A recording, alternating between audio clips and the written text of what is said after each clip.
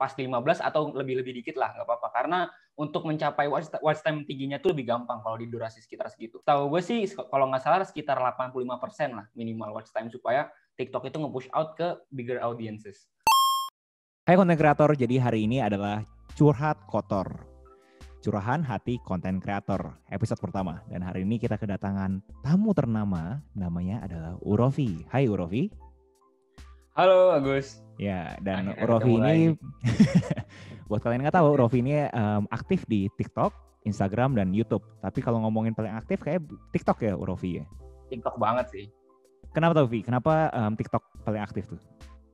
Karena algoritmanya lagi baik nih sekarang. Maksudnya semua orang bisa benar-benar push out di FYP, reach-nya juga gampang banget, dan kita tuh lebih mudah bikin konten di TikTok. Karena kan nggak 15 detik doang, kita juga bisa nyampein message yang singkat, tapi bisa dapet view yang gede. Jadi kenapa itu prefer TikTok? Karena itu.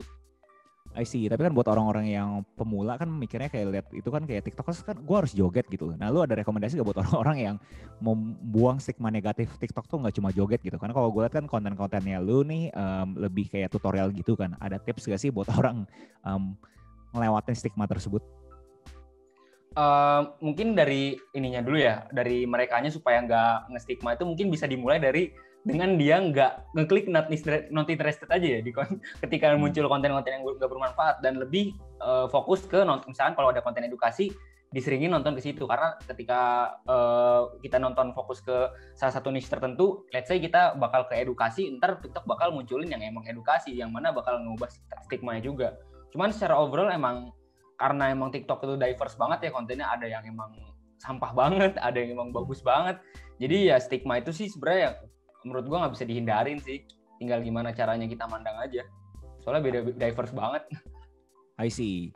Nah, kalau misalkan pemula lagi nih, konteksnya tuh mendingan 15 detik atau 60 detik atau berapa sih? Karena orang kan bingung nih. Tadi kan Urofi ada komentar kalau bisa ada ngomong 15 detik. Nah, menurut Urofi gimana tuh? Kayak untuk pemula pasnya berapa sih?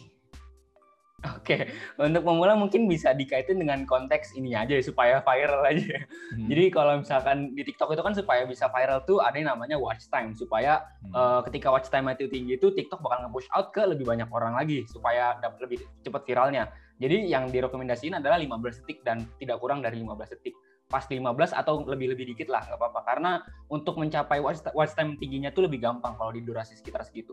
Setahu gue sih kalau nggak salah sekitar 85% lah minimal watch time supaya TikTok itu nge-push out ke bigger audiences.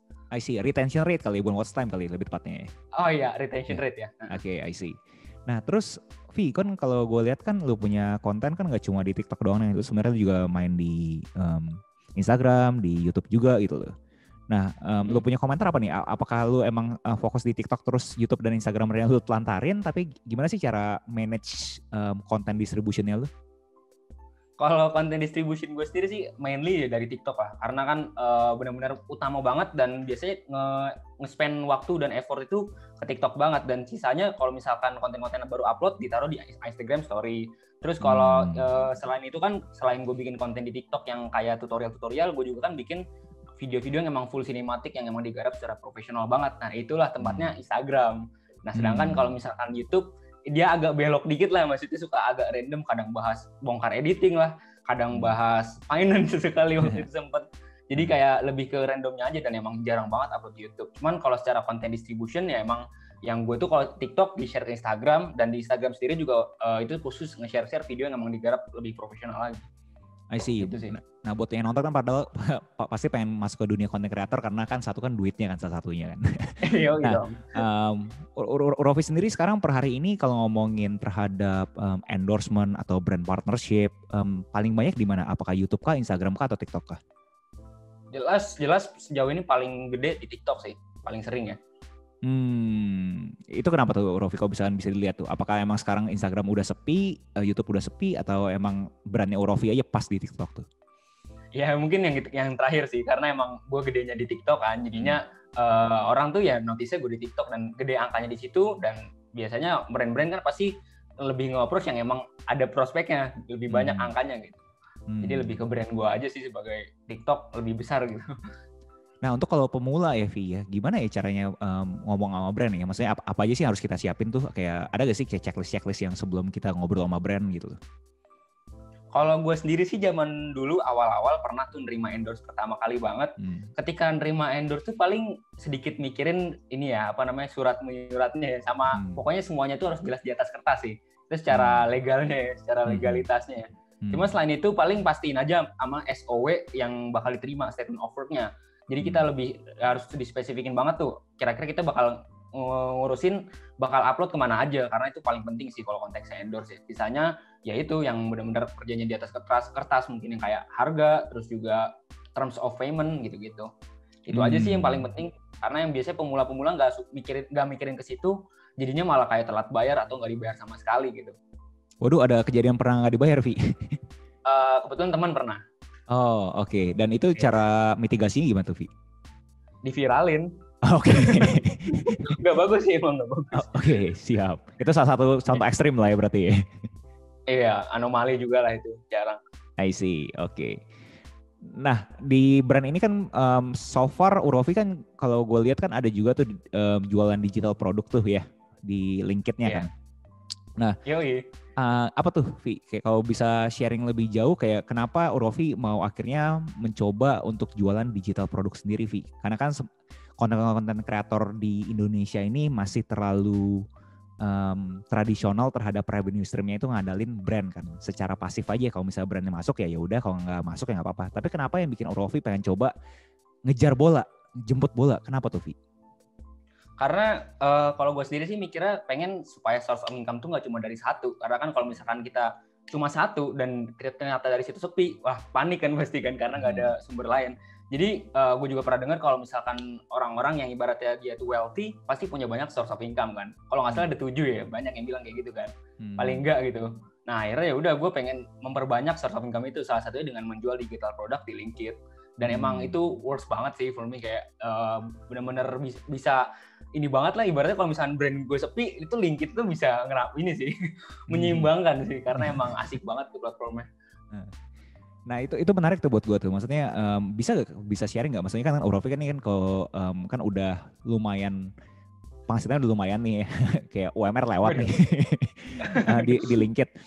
Bisa sharing nggak? Maksudnya apa sih kayak tips and tricks buat jualan digital produk? Karena kan itu satu kan asing kan, kayak maksudnya kan orang-orang kan berasa bahwa jualan digital produk nanti di copy lah gitu, gue punya karya gampang banget di copy gitu loh. Nah itu Urofi bisa sharing dikit gak terhadap mentalnya mau bagaimana dan cara jualannya gimana? Oke. Kalau mental emang wajar sih, kita bisa menerima fakta kalau di Indo tuh masih jarang banget orang yang jual digital produk. Cuman yang bisa gue lakuin itu ya dengan cara jualannya dengan kayak repetisi aja sih, dengan di story.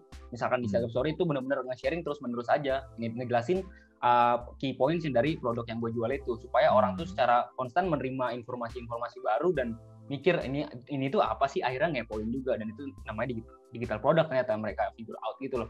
Jadi lebih ke repetisi aja sih supaya mereka makin paham aja. Karena sejauh ini juga emang mereka teman-teman atau followers juga udah notice sih kalau yang gue jual tuh termasuk digital product, dan emang itu tuh ya emang barang yang diperjualbelikan gitu. Jadi udah lumayan melek ibaratnya. Maksudnya mereka juga mau mengapresiasikan karyanya lu gitu ya, benar bukan? Iya, benar. I see. Oke. Nah, Vi, gue pengen sebelum tutup nih curahan hati konten kreator hari ini. Lu ada gak yang lu pengen curhatin nih gitu, kayak terhadap dunia perkontenan Indonesia gitu? Ada gak lu bisa sharing? Gak usah yang berhubungan terhadap lu, tapi maksudnya secara generik, ada gak yang lu berasa lu pengen curhat nih, kayak apa sih gitu? Oke. Mungkin agak sedikit vulgar ya, gak apa-apa ya. Cuman menurut gue masih banyak konten sampah di Indonesia yang kayak hujat-hujatan atau pamer. Masih banyak banget lah pokoknya, gak mendidik sama sekali, yang emang gak ada substansinya buat orang-orang gitu. Dan sayangnya lagi, ironisnya itu pasarnya banyak yang nikmatin, dan banyak yang ibaratnya terlibat, entah mungkin nonton atau mungkin sharing talks dengan komen.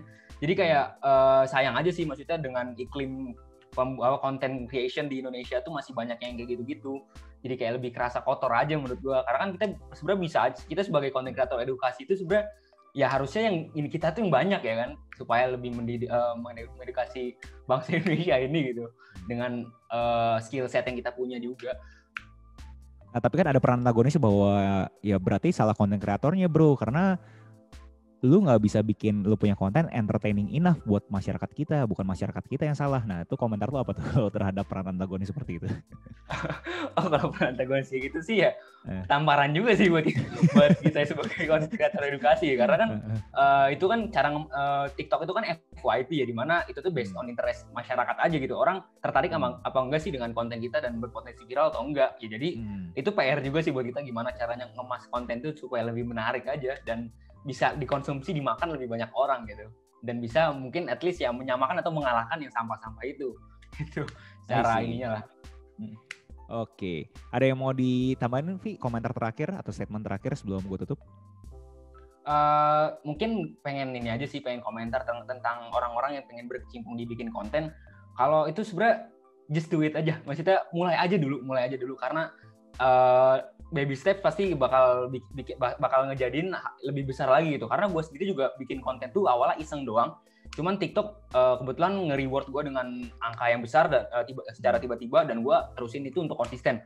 Dan emang itu tuh emang bisa banget sih ditiru buat yang baru-baru. Maksudnya kalau misalkan upload konten baru ya terus-terusan aja dikonsistenin gitu, karena ya biar ini aja, biar terus-terusan membesar slowly gitu.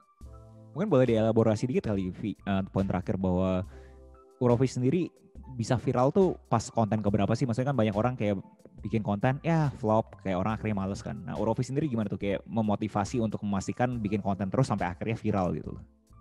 Oke. Sebenarnya kalau misalkan yang akun sekarang itu konten pertama gue nih, itu anomali banget lah, sebuah anomali yang memang beda banget lah. Cuman kalau misalnya ditarik ke belakang lagi, gue pernah bikin akun tersendiri tuh, namanya Urofi juga.